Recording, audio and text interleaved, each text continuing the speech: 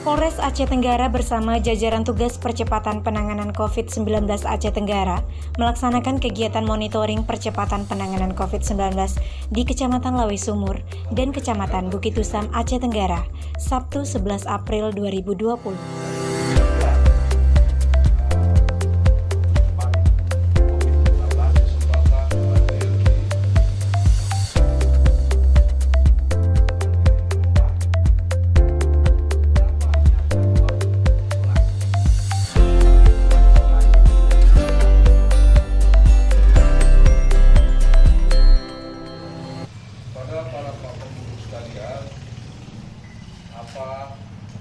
Maksud kedatangan kami kemari adalah yang pertama kita mau melakukan kegiatan monitoring. Apa itu monitoring?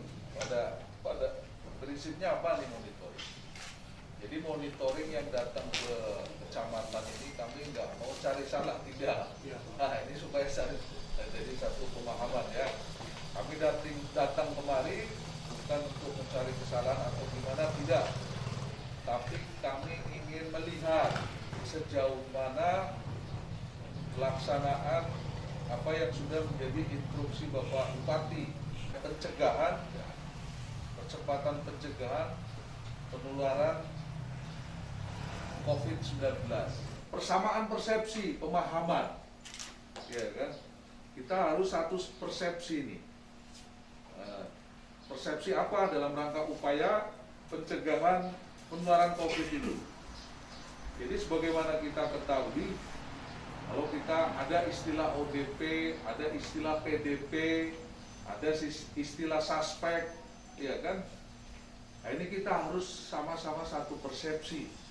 Supaya apa ya? Supaya kita mindset kita sama, apa itu ODP, apa itu PDP, mulai dari posko sampai dengan posko yang ada di desa-desa.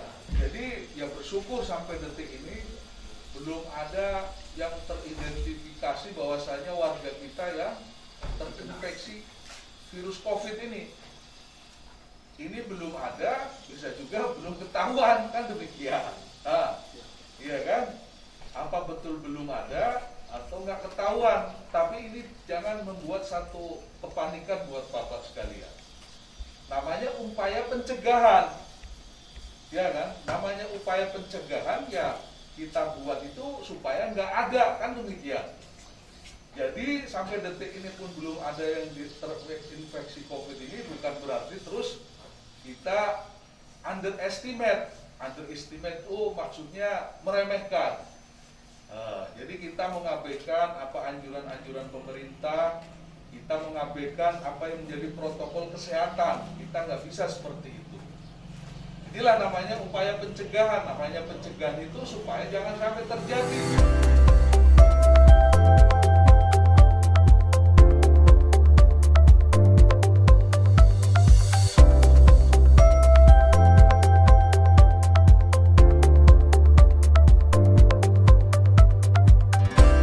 Misalkan satu posko ini yang jaga berapa orang setiap harinya. Boleh nanti kalau 24 jam kan nggak mungkin, capek orang jagain. Setidaknya paling lama itu 12 jam. Ya kan? Bapak bagi itu 12 jam ganti shift, 12 jam ganti shift. Jadi kalau setidaknya minimalnya ada 3 shift. Kalau 3 shift, ada 3 shift, artinya nanti ada yang istirahat nanti. Harapannya apa? Jadi nanti pada saat dia jaga ini betul-betul dia namanya siaga. Ya. Namanya pos siaga kan orangnya harus siaga. Iya, Pak. Ya kan? Artinya orangnya harus ada, harus standby. Ya namanya siaga, orangnya harus ada siap. Kalau misalkan ada hal-hal yang harus perlu ada tindakan medis, harus ada tim medisnya. Jadi setiap shiftnya ini ada nanti 1 atau 2 orang tim medisnya, Bapak. Ya kan? Tunjuk tim medisnya, nanti duduk musyawarah, bisa kita berdayakan nanti anak-anak muda di sini, ya kan? Atau mungkin dari relawan-relawan yang lain bisa diberdayakan itu, Pak. Nanti Bapak buat apa SK-nya ya? Ya, SK-nya. SK-nya.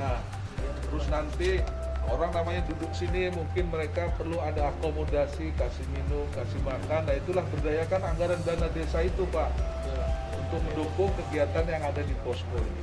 Ya, jadi kami datang kemari, mudah-mudahan kondisi keadaan yang kami lihat ini setiap saat pun seperti ini ya. Nanti ke depan terus gini.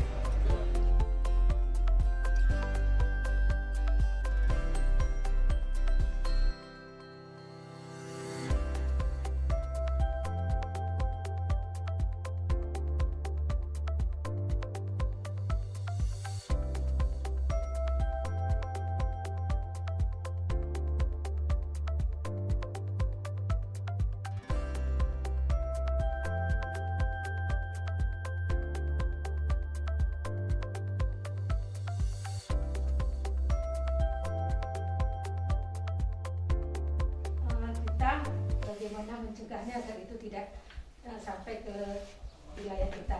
Sebenarnya kalau yang digaung-gaungkan itu bahwa tenaga kesehatan itu adalah garda terdepan dalam pencegahan COVID ini. Itu sebenarnya hal yang keliru. Sebenarnya dalam pencegahan ini garda terdepan itu adalah masyarakat kita sendiri. Sementara petugas kesehatan itu dia adalah garda terdepan dalam penanganan COVID ini. Setelah ada kasus, barulah petugas kesehatan sebagai garda terdepan dalam penanganannya sekaligus benteng